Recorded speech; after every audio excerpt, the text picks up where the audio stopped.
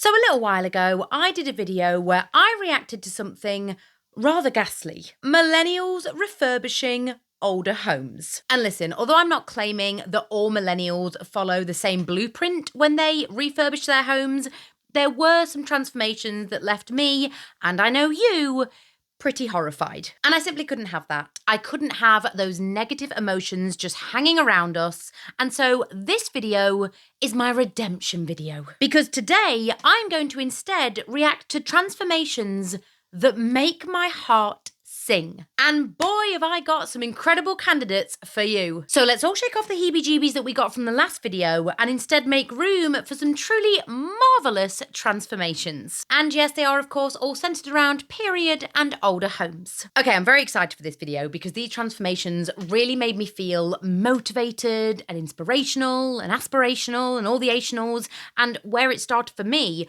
was finding this particular video of this very sweet, I think 1930s cottage and the ugly honey oak kitchen that this lovely lady was dealing with, and she decided to renovate this kitchen into a cottage country kitchen, which is something, I mean, I do already have it, and I'm so in love with my own kitchen because it is so whimsical and grandma coded, but to have the rural backdrop as well is a quiet little dream of mine. But anyway, seeing what this lady did was so innovative. You know, the stone walls and the beams. She's added character where there arguably was no character. And although these might not be strictly 1930s choices, it has breathed life back into this old home and made the home feel like it's got a lot of history behind it, which it's had. Oh my gosh, which it has. Sorry, I'm getting too excited watching this video. Look at that wallpaper. Look at that beautiful muted green. The little valance curtains, I couldn't think of the name. We have valance curtains ourselves that were made by my nan, homemade by her. I love them. They're just so charming. They give a really wonderful effect. I mean, look at that. That is the most stunning transformation. I mean, what she's done with the stove, the archway, the tiling, she's really opened up that space as well. And there's just so much more about it. The very botanical feeling that she's got with all the plants and the big windows letting in all the sunlight. I mean, that window seat that she's got, oh my goodness me. Can you imagine enjoying your coffee or reading a book in that particular spot? It's very much a bit of me. It just works so well with that, is it terracotta floor? That to me feels very grandma coded for some reason. I don't know why. A terracotta floor always has done, but yeah, everything just goes so seamlessly together. She has thrown open that space and still made it feel cozy, which I think is a very, skilled thing to do and something to achieve. I love the look of the house as well. It's not like a house I often see. It really piqued my interest, and I kind of went down a rabbit hole with this lady, and I pretty much enjoy most of the choices that she makes, and that brings us on to the next video. A year ago, we bought this 94-year-old house, and like most old houses, it has some quirks that just don't quite make sense. Like Mary Poppins-style built-ins. Science can't even explain these. Skinny doors that are begging to be turned into Narnia wardrobes. A tiny hobbit door for firewood, or small humans. Basement stairs that lead out under a porch and are completely unusable. A mini door in the playroom that wants to be turned into a kid's secret clubhouse with so much attic space. One set of stairs seems adequate, but no, turn around and there is a whole nother set of stairs. It did not take long for my kids to discover the loop that they can run with 2 sets of stairs. Do you have any of these quirks in your home? I do have a lot of quirks in my home that I really, really love. Things that are only here because the house has stood here for so long. But oh my goodness, can you imagine having those quirks at your disposal? And again, the thing that I love about this lady is that she seems to really celebrate them. And although there are some things that I think she probably has to change, like those basement stairs, if they're not working, they're not working and they need to go, she seems to be really sensitive to the house's charm and character. And I just love that. Calling it a hobbit door for tiny humans. I would love to have even a slither of those quirks in a home that I eventually call my forever home. It's like this house. There are so many things about it that I just won't get anywhere else. And it does often beg the question, how will I ever leave this place, if I ever do leave this place? Because there's so much about it that I adore and will deeply miss and aren't necessarily convenient but I love anyway and think deserve to be celebrated. And that's what I love about this lady. We seem to be akin in that way. But the other thing that I love about this lady is it's not just about celebrating what's already there. It's about what we can add that really enhances the historical flair that this building already possesses, like the kitchen. But she goes one further. And I have to say, this is probably something I would like to do, especially if I lived in a rural property. Just take a look at this. Okay, I've realised that I can't use the sound of this video because of YouTube's old copyright restrictions, so we'll just talk through it. Basically, what this lady is doing is she is adding a bit of old money charm and enhancing the historical personality of this house by adding a cast iron gate with 2 brick pillars to act as an entranceway to her home. And I really love this. And I think if I had a rural property, with enough land leading up to my house, I would do something similar. Because let's face it, a lot of us don't have old money, which screams heritage and elegance and wealth. A lot of us don't have that. And as she says, she's using her new money to create old money. And I really like that because it does add that sense of grandeur and it has a real charm, and she's using her initiative to enhance this property even further. I just like the choices that she makes. I think they're really fun, and I get a lot of inspiration from it because she makes these things seem very doable and on a budget. And I'm all about that. And the last thing about this lady that I really love is her ability to hide ugly things. Now, we all have this tendency, I think, if we want our homes to feel very timeless, we don't want certain appliances on show. I mean, you lot already know that my washing machine, for example, is hid behind a small curtain in the pantry so that nobody can see it. And if my kitchen was a tad bigger, I'd be doing the same for my microwave and my toaster, which, to be honest, we barely use. We actually use the grill of our cooker more, so I do wonder whether we get rid of that. And our kettle, for example, our flick-on kettle, we just did away with that entirely and just kept the stovetop kettle because it doesn't really take that much longer and we like the look of it better. And for a really long time, I have been toying with the idea about what to do with our living room television. In my bedroom, I got a ornate frame put around the TV that I use as a computer monitor, and that really does hide it in plain sight. And if the living room layout was slightly different because we don't have a lot of wall space, I'd be doing a similar thing with my television downstairs. But this lady is very much of the same mindset as me, as wanting to hide those things. So let's see how she does it. I love hiding ugly things. Honestly, it's a fun challenge. Take this pantry. It was chaos, had appliances strewn everywhere. So I built an appliance cabinet that hides everything. Peace restored. The litter box is one of the biggest eyesores. You never know is draped behind this bit of darling floral fabric. No one would know it was in the room, except the cat. She knows. Countertops clear, satisfaction achieved. The thermostat was a sore thumb in my gallery wall, so I screwed a picture with hinges over it. Airflow intact, accessible but incognito. Very clever. And the AC, I turned it into the side yard centerpiece with a cute trellis. The hydrangeas now have a charming backdrop. Trash is never cute, but built into the cabinetry, it is instantly invisible. As a mom of 4, I was very tired of kids' shoes and coats, backpacks everywhere.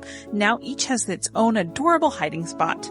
Do you have an extra 6 inches by your washing machine? This is the perfect spot to hide the tide. This tiny cabinet holds all of the laundry clutter. Hiding things is the most satisfying puzzle, and I've got plenty more to solve, so follow along and I'll show you all my tricks. The thing is, our homes don't have to be aesthetic 100% of the time. But when you've worked so hard on them, as these people have, and you'll see much more of that in videos I'm about to show you, where the renovation was a lot chunkier than what we've currently seen, you're going to want to show it off. You're going to want it to have the charm and the beauty in its everyday life. So you're probably going to want to hide some appliances. Excuse me. Although this isn't a heavy renovation video, although the kitchen was a pretty big project, we're starting small, but we are going to stay on that theme of hiding things in plain sight and go on to another, not necessarily renovation channel, but a lady who I just admire so much. Christine McConnell does wonders with period properties in a very painstaking way.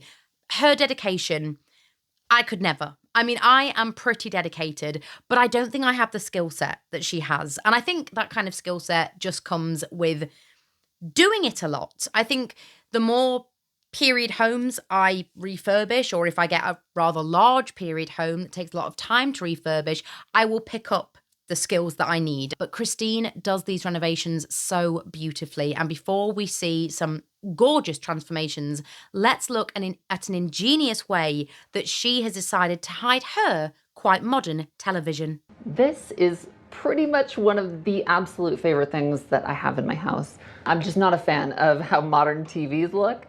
And so I wanted to build a cupboard that could sort of conceal it and look really pretty and cool. So I built this entire thing totally from scratch with no pattern. It's such a complicated process. I'm probably going to have to make an episode of the show that sort of delves into it, but I can give you like a sense of how it operates.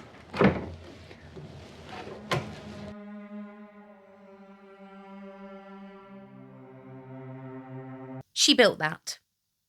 I mean, that's mind-blowing to me, but it looks absolutely incredible. And these little tips and tricks into how you can enhance a period home and still enjoy modern conveniences, they make me feel so inspired for future projects that I may have within this home or a future one. And I really enjoy them. And Christine actually renovated this entire building. I think she calls it a forest cottage. So dreamy. And all of her choices, of course, I couldn't give you a bigger thumbs up. So let's enjoy them together. Forest cottage in 2014, and have spent the last 5 years improving it in various ways. I fully scraped, primed, and painted the exterior of the house as well as the decks and stairs. I mean, just painting the entire exterior of your house. She just says it in one flippant sentence, but that must have been a project in itself. I felt like the house needed a touch more character, so I built these planter boxes from scratch. Yeah, I just built these planter boxes from scratch. One of the things that I've always wanted, and I get a lot of inspiration, but I get a lot of inspiration. There's not a lot of videos that I see that is about this particular part of a home in particular. So if you happen to live in America, where I think this is quite popular, do direct me to any porch or veranda inspired videos that you might have come across, because one thing my mum has always wanted is a veranda, and they are not very common in the UK. And I don't know whether it's because of our weather. You know, not many people are really sitting out on a rocking chair enjoying the sunshine because summer is fleeting in the UK. But I love a veranda, and it looks like this forest cottage has one, and plant boxes and hanging baskets and a rocking chair on a wooden veranda. I can see why my mum has always found that a really dreamy idea. Painted and sewed some exterior cushions.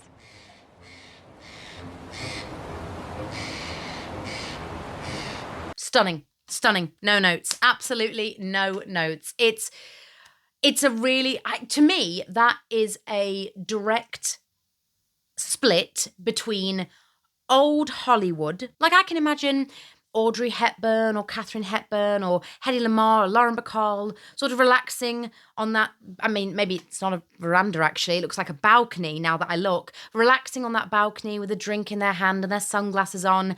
But it also looks like a very grandma, familiar, cozy space. As well as making over the landscaping.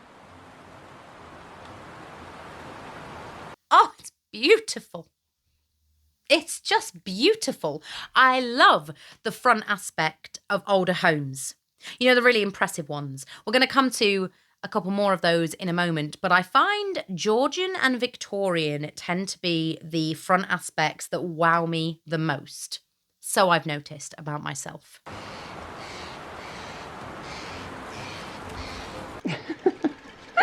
I'll let her down.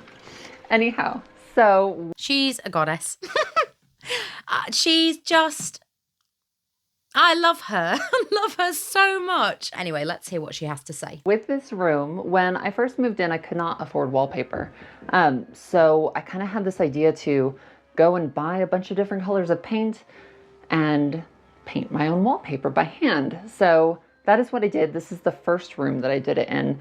So it's not totally perfect, but I ended up loving it so much that I did it throughout the entire house. What I love about that is that when you look at a home of Christine McConnell, I think we might be guilty of assuming that she's got ample budget just to throw at it. And, you know, to be able to achieve a renovation of that standard, you need to have so much money to sink into it. But she just said that when she first moved in, she couldn't even afford wallpaper. And although I feel for her, that actually makes me feel quite inspired, because look what she's been able to achieve, not having everything that she needed. And when she didn't have everything that she needed, what did she do? She made it herself in that true make, do and mend fashion. And she painted her own wallpaper. Again, I see a lot of stuff on social media of people painting these beautiful murals and painting their own wallpaper.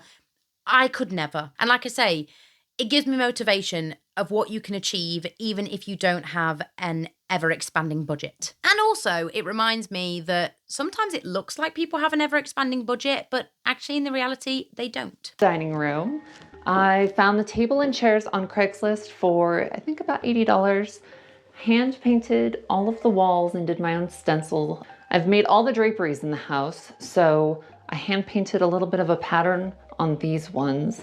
And I even built these nice little corner, they're for storage, but they're like, it's 50-50, half decorative, half storage. Any projects I had to do with this house was the kitchen was only equipped for a small, tiny oven.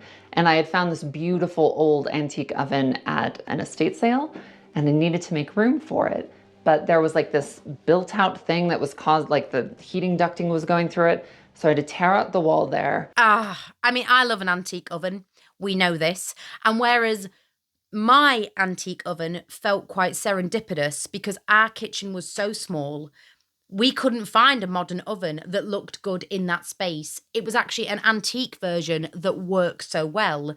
Christine has obviously had to move the house around slightly to cater for her antique oven. But you just trust her implicitly, don't you, that she's going to do it all sensitively? And she has done. And you could see there, she's thrifting her dining tables. She's making her own storage cabinet. She's stenciling her own artwork. The agency that comes with home renovation, when you are working with something that is already so textured and beautiful and time-worn and timeless, it's amazing what people can achieve. And I'm not saying that when you start with completely blank canvas and put your stamp on it, it's not just as impressive. But when you are working within the parameters of an older home, there's just something about it that has that je ne sais quoi. Okay, my favorite room, the kitchen. So this is the kitchen. Oh my gosh. I need to do a little dance over that. That is so amazing. The yellow, that beautiful butter yellow, and all the trims, and the fridge. It's like my kitchen and her kitchen are distant cousins. I honestly feel like it's the same thing, but in a slightly different font. I love it. I think it's one of the most important rooms in a house, and especially for me, just because obviously one of my big things is that I bake a lot. It's very small, but gets the job done. Looking for a vintage looking kitchen from the beginning in California was really, really tricky because most of the houses are new, and those that are old, most of them have been modernized by quite a bit. And that had happened here.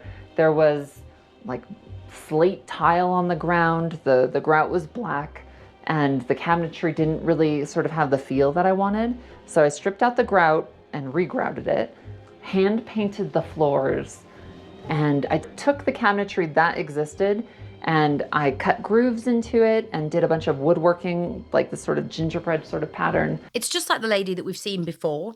It's blending your own artistic license with the historical beauty that's already there.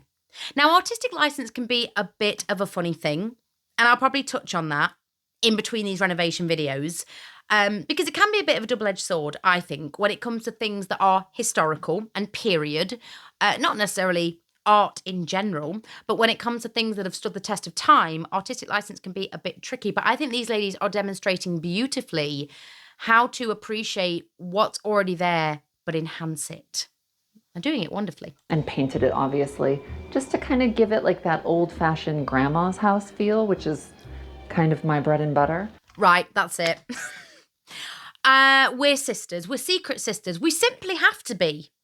This is too weird. I mean, I'm sitting here because it's a really chilly day today, and I wasn't in the mood for wearing anything too chic or fashionable or period appropriate. I just wanted to be cozy today. So I'm wearing my big old strawberry grandma cardigan. And kindred spirits. Kindred spirits. That's how I would describe myself and Christine, who I would say doesn't even know I exist.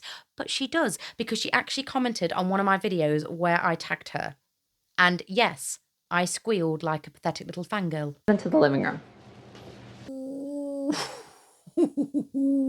So you may have seen this room before. I have featured it heavily in previous videos and pictures. And I figured I'd take a second to sort of show you what it looked like when I first bought the house. It was white walls. The door had been painted. This is the thing when it comes to period home renovation, again. It's about, can you see the potential in the home? Because to be candid, to buy a done-up period home, done up to a standard that people who love period homes would enjoy, i.e. it retains all of its original features and it's sensitive and in keeping with the history of the house, that's expensive. It's certainly something that I wouldn't be able to afford. But to be honest, I wouldn't want it anyway, because I want to be able to make all of the choices myself, because I am a control freak. So you have to be able to see the potential, because, you know, it may look tired, it may look dated, but if you can see past all of that and see the beauty that's already there, that's when period homes really do come to life in the very best way, in my eyes. Black, as well as the brick on the fireplace, so I had to use paint stripper to get that all off. It's night and day, isn't it? It is night and day. We have stripped many times. As in, we have stripped paint off of things many times, my mum and I. That fireplace, for example, all of the skirting boards in here and pretty much all throughout the house, the door frames, you know, layers and layers and layers and layers of white paint over time. It just looks really terrible, but it's a labor of love. It really is a labor of love. I haven't done fully fledged renovation videos here on this channel, but I have talked about the renovation of my home in past videos and explained a little bit about what the process was like. There was so much to do. It can feel very overwhelming, and because the tasks are so laborious, it feels like you're going to be there literally forever. But the outcome is so very worth it. Painted the pattern onto the walls, painted all the trim and ceilings, and had to totally rip out carpet, tear out sort of tattered old linoleum, which I love linoleum. If it had been salvageable, I would have kept it. I love that she loves linoleum. I usually am a bit skeptical about linoleum because I often wonder if it's hiding real tiles or real floorboards underneath. But there are certain, like when we did the looked over millennial homes video, not that I want to take you back into that headspace, I think I saw some linoleum in some of the houses and it was actually quite cute. But as Christine rightly said, it does crumble over time. And so it all had to be removed. There was tons of paint droplets everywhere that had to be sanded off and sort of just totally refinished from scratch. We had the exact same thing with our floorboards, but I must say, the utter joy when we ripped up the laminate flooring in our living room to uncover floorboards that had a hand-painted trim of red roses around the edge. Oh, I don't know if I'll ever recreate that feeling in my entire life. It was a wonderful, wonderful discovery. And this house is what gave me the hunger to have that feeling over and over and over again. This place is to blame. The thing is, artistic license is a really funny thing because we want people to be able to express their creativity. And although we may not agree with all the decisions that people make, if it gives them inner joy, the process of doing it and the reveal in the end, then who are we to dampen their enthusiastic spirit. But when it comes to things that have historical value and things that have stood the test of time, I'm very much, I got rid of hair. I'm very much of the sentiment that we should try and leave well enough alone. You know, your IKEA furniture, things that are built to be a blank canvas, have at them. But when the things have, like I say, history behind them and they sort of carry their own stories to tell, it's like they're their own person almost in a weird way, then I think refurbishment is sometimes a kinder choice rather than changing them entirely. But who am I? I'm not an interior designer. And even some of these transformations that I've seen today that I absolutely adore, I wouldn't necessarily do all of the same choices, but I can appreciate the love and the care and the sentiment and the sensitivity that has gone into these transformations. And I do think they are retaining the overall soul of that home, that building that has lived much longer than they have. And that is something that I can deeply appreciate. But you know, when it comes to charity shop finds, like painting an old dresser grey, for example, maybe I need to loosen the reins slightly on whether I think it should happen or not. Because to be honest, these items have been given away for a reason. So they're likely not going to find another loving home unless this person makes it their own personal piece. So I'd rather these items find another loving home than not. So maybe sometimes I just need to reserve my judgment and actually understand that some transformations are for the better. I mean, has anyone ever seen the short film of the Fabergé egg?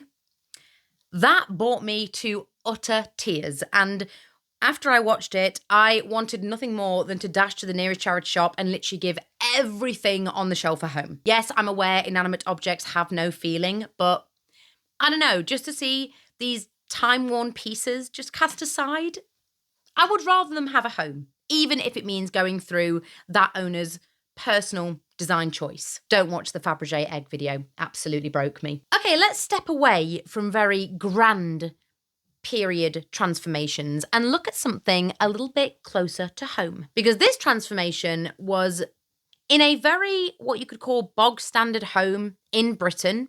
Not a home that isn't nice, a beautiful home that probably would have cost quite a bit, but decoratively, there was nothing much to write home about, and this lady has done such a wonderful transformation, and she's so very sweet. Her channel is so lovely. I'll link all the channels in the description, by the way, but just take a look at this if you are after a bit of whimsical charm.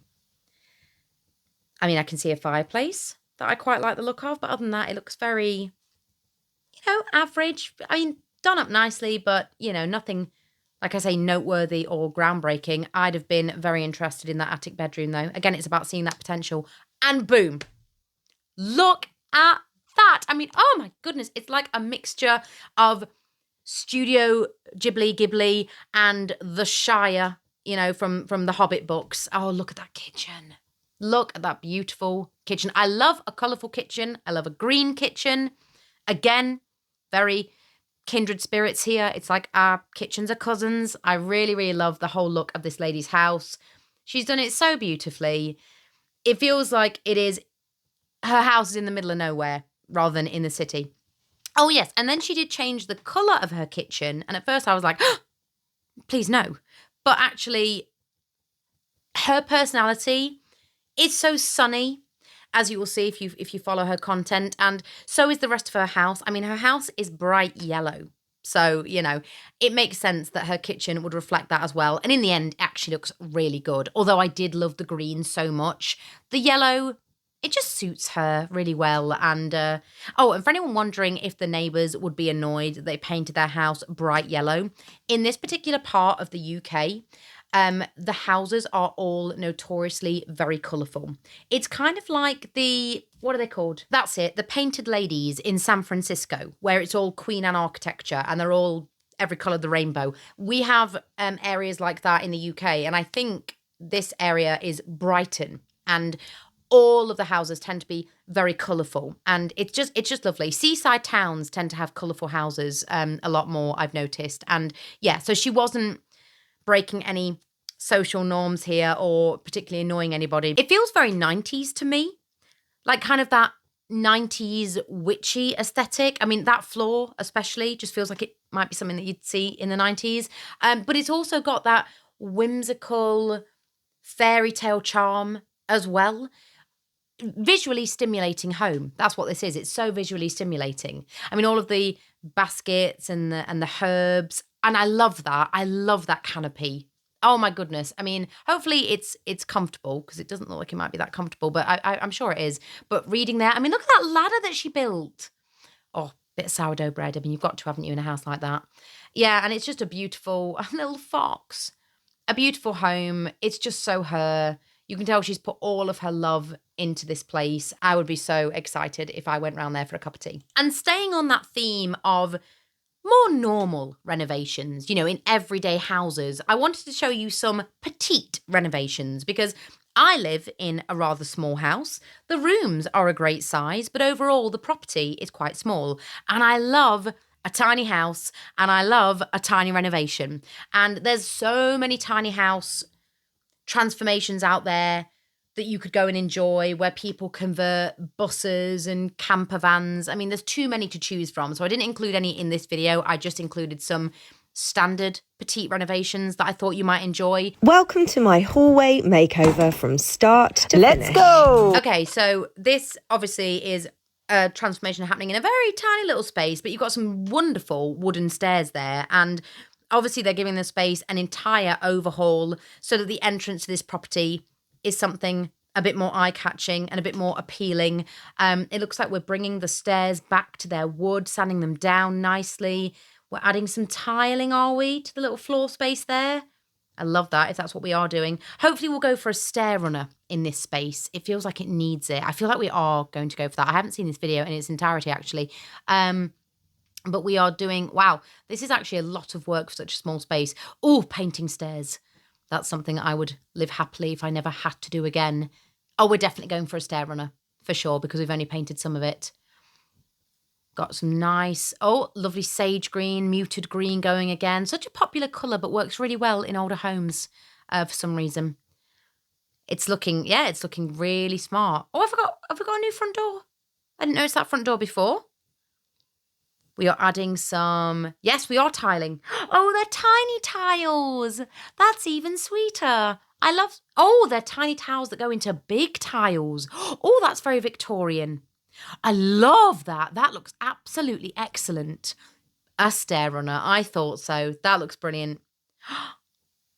Oh, wow. It's just a load of nothingness. Oh, that's brilliant. Oh, it's lovely. Oh, it's perfect. It's absolutely lovely. Yeah, no notes. And in such a small space, you don't want to clutter it too much. And I don't think they have. I think that just elevates the entire home. I love it. Yeah, really love that one. And this lady did another one, this time of a bathroom. And, bathrooms in older homes tend to be the one room where there isn't much to salvage. And I think this lady in the start of this narration said the same thing. There just wasn't much to the bathroom that she wanted to keep. So they're basically starting again and using their imagination. And sometimes in period homes, if you want a kind of nothing room to match the beauty of the rest of the house, you have to use your imagination, because there might not be anything to work with. Like our bathroom, for example, there wasn't really much to it. There wasn't anything that particularly inspired us. So we took inspiration from the 1940s and went with that kind of lemon yellow black bath panel look. But one day I do like the idea of having quite a Victorian looking type bathroom. I don't know if we're going for something similar here. I do like those long tiles, but I prefer the ones that are a little bit fatter. I don't know why. It's just personal preference. But we're tiling the entire thing. Wow. And they're doing everything themselves. Everything from scratch, which, is so, I love a wallpapered bathroom. If I was doing my bathroom again in this house, a bath on legs, a standalone bath, my absolute dream.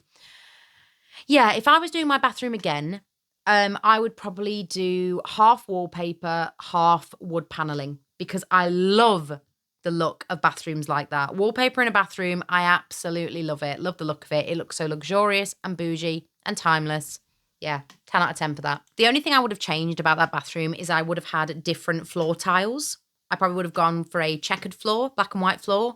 I think it would have looked really nice against the floral design of the wallpaper. But other than that, no notes. And staying on the theme of very small bathrooms, you already know that I have a very small toilet in my mum's bedroom that I think was added by the old owners simply because they were getting older and they probably needed a accessible toilet space upstairs rather than just downstairs. So a toilet was added in this weird small room within my mum's bedroom, a room within a room. So we added a sliding door, which I think was pretty ingenious, so that we didn't have to open out a door or open a door inward and still get a bit of privacy with the frosted glass. But for a long time, I've been wondering if we can add a sink to that area because weirdly there was no sink. And loads of people have sent me ideas of like, I think there are Japanese sinks that are like miniature sinks, but take a look at this sink, which I think is from 1815, called a Murphy sink. How perfect would this be? Oh my goodness. Oh my goodness. I too would never be the same again after experiencing that. That would be ideal in my mum's tiny toilet in her bedroom. It would be ideal. Maybe we can recreate something like that. It might cost a little bit more, but I think I need that Murphy sink in my life somehow. Okay, this next home is one that I have been quietly obsessed with for a while. And while there is limited renovation videos, Leah, who lives here, does talk a little bit about what she was faced with when she first purchased this beautiful Georgian property, which is called Mulberry House. I mean, take a look at this home. It has got a very Beatrix Potter, English countryside kind of feel, and I'm all here for it. I love it. I'm obsessed. I mean, you know, I don't know necessarily what Leah and her husband do for a living. I think she has talked about that on her YouTube channel, but I'm not entirely sure. But they must have had quite a bit behind them to be able to afford a property such as this, an estate such as this, because that's kind of what it is. It's like an estate. So this is like, you know, up there with the dream, the unachievable, unobtainable dream. But it is done beautifully, and I think a lot of it has her own personal flair now. I don't think it was like this when she first bought it, and that's why people love it so much. I mean, look at that kitchen. Look at that kitchen. It's just, it's beautiful. I've always wanted an Aga just like that. I mean, ideally, I'd want an antique cooker, really. I'd love one to still be in situ that I could get working. But you can't deny her flair for interior design is beautiful. Again, I've got no notes, but it's just interesting to hear what the journey was like for her and feel a little bit inspired. So I thought I'd tell you a little bit about our journey and the facade of the house and how we got here. When we arrived at Mulberry House, it was completely and utterly overgrown. So imagine this wisteria, but with way more leaves, to the point where we almost didn't come and see Mulberry House because on the estate agent, sorry about the chickens, they're just, you can hear them, they're foraging. Chickens are foraging. This lady is living my wildest fairy tale, I swear. To the point where on the estate agent website on Rightmove, it just didn't look like it looks now. The windows look really small. We only went, I think, because it said it was a Georgian farmhouse. We had, as lots of young people do when you've got more money than sense and you only need 2 seats, we had... I can't relate to that, I don't think. And it was completely overgrown. Like the grass was so high, it was crazy. But wow, look at the ivy on that property. And this is another thing that I notice in a lot of period homes.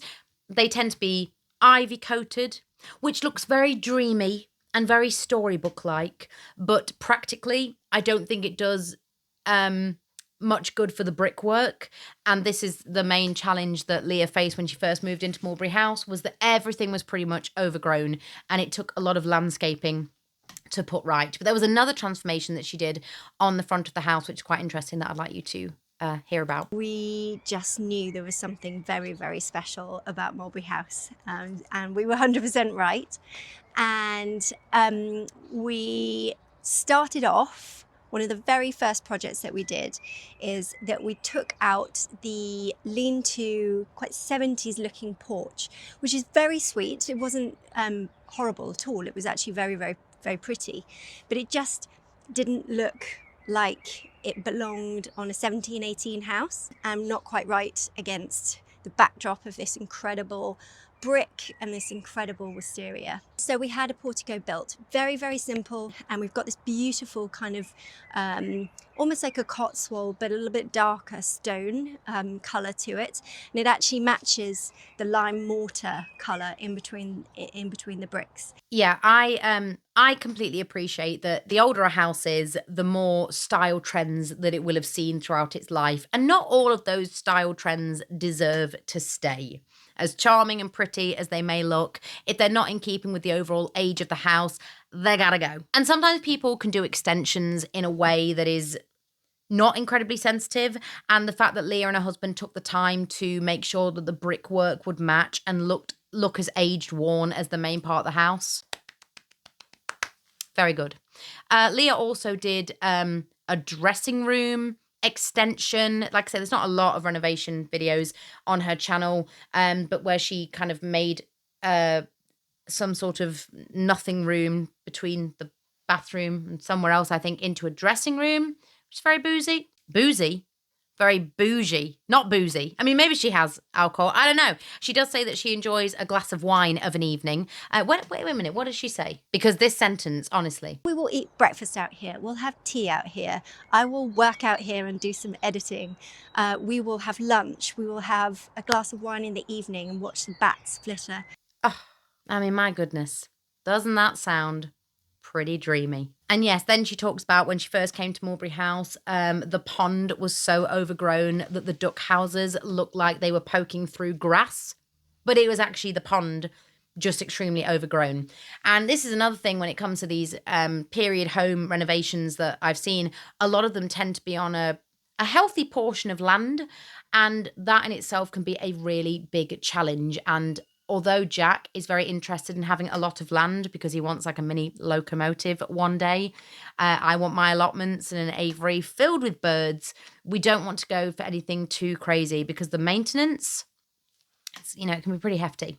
Okay, so this next one is a chateau transformation, because I love the show Escape to the Chateau, which I mentioned in a recent video where I gave you cozy comfort show recommendations. And so I thought, let's do a chateau one. Let's do another quite grand one before we get back to the normal people.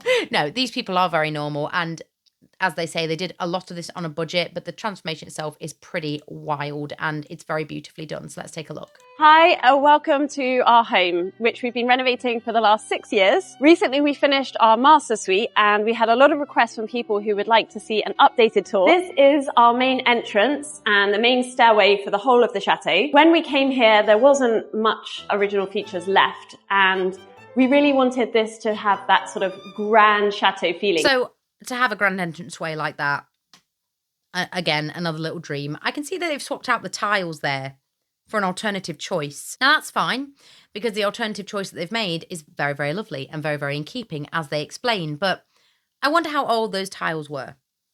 I wonder if they've been repurposed somewhere else. But still, the renovation is beautiful. Small chateau in some respects, but we still wanted to have a bit of drama, but also feel very inviting and welcoming. One of the ideas to bring back some character was to put down this Pierre de Bourgogne, which is a burgundy stone. And this is a typical flooring that you would find in 18th century chateaus. We also worked with Benoit, our carpenter, to put in some mouldings, which would have originally been here, but they had at some point been removed. And we chose this really soothing, calming green colour, which is an actual reference to an 18th century colour, but it has that sort of heritage feel, but at the same time, it feels modern. Maybe that's why muted green is so popular. What she's just said, maybe that answers my question. Because I sometimes worry that it's such a go-to colour these days that by having it, it's actually unoriginal, but it works so well. And I think we've just understood why. This room is actually a room where we've furnished it pretty much with everything secondhand, because we do love to include things that we pick up in brocantes or charity shops. We even included this rug, which was actually already here in the chateau. These chairs, for example, we picked up for €80 from our local charity shop. No notes, love that. You know, we're using what was already in the home, keeping pieces that kind of echo the old owners. We're going to the charity shop. I love it. And this is the great thing about when you refurbish older homes. There is so much already out there, already in circulation, that you can make use of and give a forever home. And they've done that beautifully. Oh, another great bathroom. This is our guest bathroom, washroom. It's a small space. We actually built it out of what was the former 18th century back kitchen. So this was a complete blank canvas, and I was trying to think, how could I make something that was just not a bland, boring guest bathroom? But in the last 6 years, Philip and I have been spending a lot of time renovating this chateau, and we have had to learn a lot of new skills. We had quite a small budget, and so we have had to figure out how to create a home which is beautiful and meaningful without having to spend a lot. Again, you wouldn't think it, would you? You wouldn't think, looking at that chateau, that the people that owned it were ever struggling with their budget. But you know, with period renovation, you do sometimes find that they are a bit of a money pit. You have to be so very careful before you take one on. You could have a lot of money behind you and still find it hemorrhaging over an old house, but they've been savvy with it and they should be really proud of the renovation. I mean, just look at that. So through here is our dining room, another unfinished room. We are currently looking for a bit more furniture. I've got curtains to make in here, but I absolutely love this Tuscan red. That's another project that I'm going to be working on. So we like to mix our styles. So there's nothing that has, it's not a very prescribed style. It's just pieces that we fall in love with. And I love that because, you know, because this house gets coined the 1940s house quite a lot, I think people expect absolutely everything in it to be 1940s, from the era of the 1940s or the 1930s, and it absolutely isn't. It is a reflection of what me and my mum love, because at the end of the day, it is still a home. It's not a museum. And that's what I love about it. And I think people can be, I'm myself included in this, but a bit too critical maybe of people designing period homes when not everything matches the aesthetic or is period appropriate. But at the end of the day, it's still a home. And actually, when you look at old houses, I'm talking houses that are over 100 years old, even in those, Even in those houses, there is an eclectic mix of styles. You know, Jacobean, Edwardian, Victorian, you know, there's the owners of yesteryear didn't even stick to one particular era. So why should we do that now? We went for a really warm, neutral colour in here, which is a bit of a shift because we have a lot of colour in the rest of the chateau. It's not my favourite. But I still think it's very impressive. And like they said, they got a lot of colour in that chateau. They wanted this space to be a bit more neutral. And neutrality is sometimes very elegant and very chic and very calming. So I like it. But we felt that we wanted to create a really calming space. I think the style that we have created in here and in the chateau in general has kind of evolved naturally because we both have our different tastes and things that we love. For example, this farmhouse kitchen, I definitely wanted that because it has a little nod to the English countryside, but also French countryside style. So I love how this kitchen turned out aesthetically, but actually when we began designing it, the main thing that we started with was how it was going to work functionally as a cooking space. So Philip is the big chef in the kitchen and he loves to cook a lot. So he decided that he wanted to make this best possibly for a good kind of flow. Yeah, absolutely. I think it's very important for rooms to have that transitional feel, and when you're in them, they have a really nice domestic flow, so you can settle nicely into those domestic rhythms and all the things that you enjoy to do within your home. Here we have my hand-painted tiles that I created especially for this kitchen. That's because not only did we want this space to be functional, but we also wanted it to feel really homely. And I love to bring in something that is handmade into each room. I think that personal connection to having made something that you put into your rooms, it really helps to make those rooms more meaningful and for you to enjoy spending your time in them. We have another Christy McConnell on our hands. I mean, just painting, you know, your own tiles, just, you know, flippantly say, oh, yeah, just painted my own tiles. Again, I don't think I could ever, not without the help of a stencil or something, but it's amazing. And I do love the idea that you do have that personal touch. In our kitchen, we have some very old tiles that we found at a jumble sale that I tiled to the wall when we first moved in, having never tiled before in my life, and it shows, just to save a bit of money. And now those tiles really mean something to us because they remind me and my mum of the first days of being in this house and transforming that kitchen.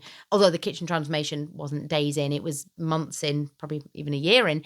But it reminds us of the early stages of living here.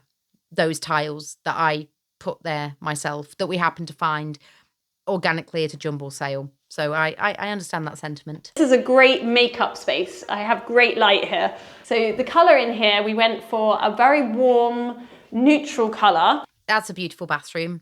That checkerboard, what's wrong with me today? Checkerboard floor is chef's kiss. It's very stylish. It's very bougie. It looks like a very high-end hotel, but not in a way that doesn't feel homely. So now we're going to move on to some renovations that are literally in process. How exciting. So these next two channels are ones that I am very interested to see how the renovation turns out, because one of them in particular is literally living my dream, but I won't take it personally. But they're very inspiring, and so far all of the choices have not made me wince, which is what I really love. And the first channel is called Belgrave Villa, and it's a young couple who have bought a Victorian villa in the middle of Wales, and they are going to turn it into their forever home. And I think it used to be a bishop's residence. Maybe they said a police station once upon a time, but they have been painstakingly restoring this home. And there has been a few pitfalls that they have experienced, and it's just really nice to see this kind of renovation scale documented. I don't know where the money is coming from. I can imagine a good chunk of it is from YouTube revenues, but it's really nice as well when they show us all the things that they've found in the walls of this house. Like, they have found secret doors, old letters. I think they found an old dovecote in the attic in one of the episodes. It has just been incredibly interesting. And more importantly, the transformation will just leave you feeling really good and warm and fuzzy on the inside and not annoyed. They are not making any decisions that I don't think you or I would make. In fact, they're probably going even further to the nth degree of keeping this property's history alive. But it's been really incredible to see. The building itself is absolutely beautiful. There's a lot of building, I must say. So they've got their work cut out, but I've adored seeing this transformation, and I look forward to their next chapter. I've really enjoyed it. And if you did stumble upon a house like this, and they do talk about how they bought it in the sense of, I think they lost out on the first offer they made, and it was only a few months later when that sale had fallen through that they were given a second chance. So they're relatively transparent about their journey. But if you stumbled upon a house like this, you'd be doing cartwheels. You'd have kittens, because there is a fireplace in every single room. You've got chandeliers, you've got coving, you've got paneling, you've got secret basements, you've got original doors, original windows. I mean, the period features just go on and on and on and on. But they are, doing an incredible job. And that's why I would say they're a nice channel to watch, because all of their transformations are joyous. I mean, most recently they did the bedroom. And this is the first time we've seen a kind of finished room. And I love it. I love the look of it. It's really giving Victorian bougie bedroom, but in 2025. And they have gone above and beyond with the detail. And obviously her partner is a builder, so he's got an eye for detail, and they're doing everything beautifully, and props to them. And this next couple, Yeah, I really enjoy their story. Just take a listen to this. Welcome to our channel. We're Gav and Nicole, and we decided to completely turn our lives upside down and move from a hectic city to the west coast of Wales to bring an abandoned smallholding back to life. Our house is over 120 years old, so when we bought it, we had to get a full building survey carried out. Now overall, this came back as good as could be expected. However, the one real problem area was the small living room to the front of the house. And to quote from the building surveyor's report, it was extremely damp, uneven and failing, and there was a serious fungal decay problem in the floor and the skirting, and he recommended immediate remedial works to prevent this spreading any further. So this all sounded pretty serious. Now apparently it's pretty common in old Welsh houses for the smaller front room to be seen as the formal living room, and as such was the only space on the ground floor that didn't have quarry tiles and instead had a wooden floor. However, as we were soon to find out, that was the root cause of all of our problems. So yes, I don't know what's going on in Wales, by the way. You guys are just hogging all of the period homes apparently and all of the period features, like, save some for the rest of us. But this couple's journey so far, again, this transformation is not finished, which is why it's exciting because it's happening right now, is just, look at that farmhouse. This is the one that's the dream for me. Now, I don't know if that's a oven or a fireplace. Please let me know in the comments. I'm assuming it's a fireplace or some way of heating the room and not cooking food. But regardless, it's beautiful. They've got outbuildings for days. And this property has so much potential, but obviously it's going to be a lot of work. But this is mine and Jack's dream, basically. Maybe not in need of as much renovation as this one, but something similar to this. Maybe we need to move to Wales. That's where my grandpa was from originally, as you'd have found out on Monday, if you'd watched Monday's video. So maybe I need to return to my roots because, yeah, you guys are hogging all the good stuff. There's so much to work with. All the original stone. But everything, as the couple says, everything needs attention.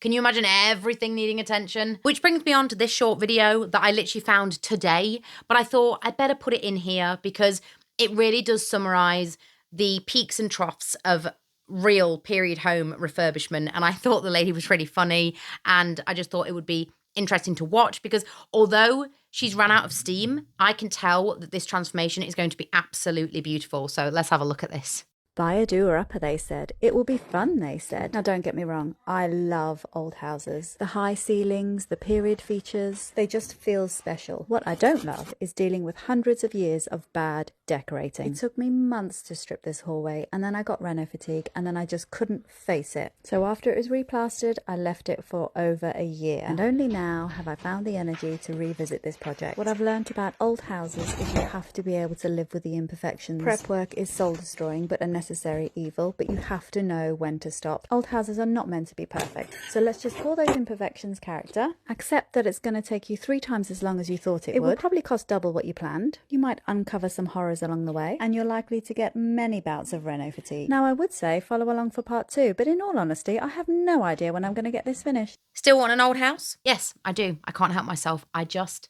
do. I appreciate how much work they are, but it is so worth it. But I really liked her candor about the reality of this dreamy aesthetic that, people are often after. The prep work is soul destroying, but it's necessary, as she said.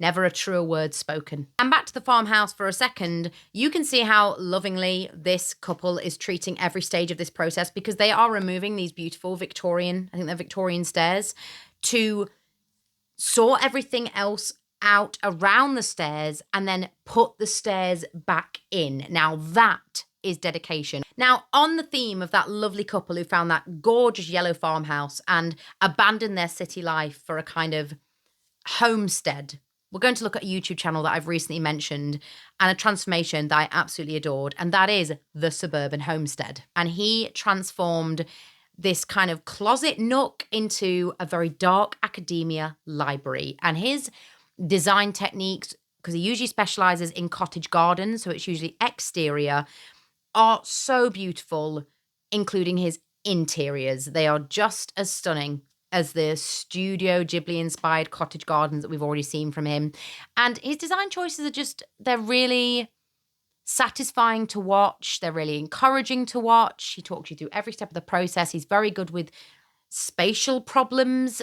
His mind just kind of works like that. And look at those transformations. I mean, my goodness gracious me. It's a very wholesome channel, and I hope he does more interiors, to be honest with you, because he lives in a very old property. So it's not just the garden that's giving all the period timeless charm that we're all after.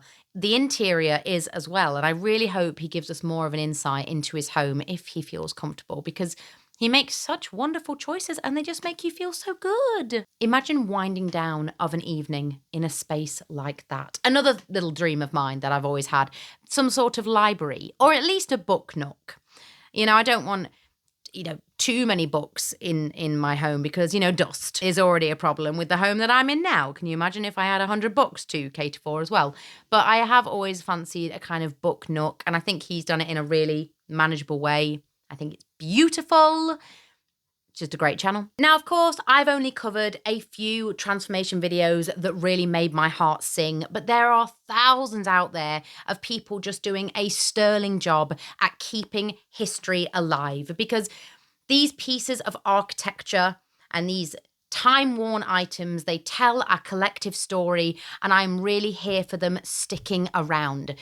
Modern architecture isn't the worst thing in the world, and it's always good to experiment with what our current time period story is, and we only know that by experimenting with new designs. I do get that, but there's something about older designs that I just think are timeless, and they will always stand the test of time. They are well made, they are handcrafted, they have love injected into the very fibres of the walls, and they have a great story to tell. So I hope that made up for the millennial renovation video that all left us feeling a tad unwell, and that now you feel motivated and encouraged that there are like-minded souls out there just like you and I who would do to a home exactly what we would do to a home. And so if you see a home that you desperately wish was yours, I think at least you can know that the owners are making really good choices. And I guess in that way, it sort of diminishes the green-eyed monster, because you've got to think, well, they're doing a beautiful job. I think it's when you see homes that you would love to own, and then the choices are not what you would have done and are not in keeping with the age of the house, that we can feel a little bit resentful, maybe. Not that we should carry that kind of energy in our soul, but it happens. Whereas I think these transformation videos are just really motivational. They are for me anyway, and any property endeavours that I may go on in the future. Stay tuned for that, not making any promises. But on that note, I hope you really enjoyed this video. I hope you are enjoying your own space wherever you are. I hope it speaks of who you are as a person and is unapologetically yours. And I shall see you in the next one. Mwah!